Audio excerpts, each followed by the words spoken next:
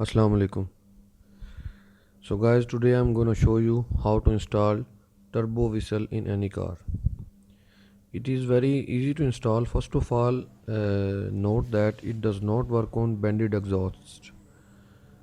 And now let's move on to installation. First of all, you have to choose right size of whistle according to your exhaust size because different size of whistles are available in the market. The thing which is very important in installation is that the whistle should be aligned with the inner and lower wall of the exhaust. Its face and back end should both be touching the lower wall, otherwise it will not blow the sound.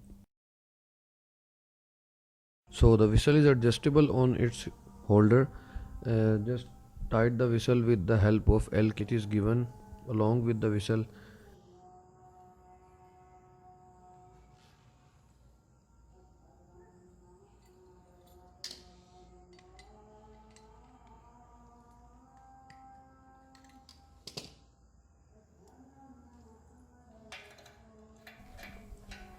Fit it in. Just tight the screw. Make sure to check it shouldn't be loose, otherwise it may fall on the way.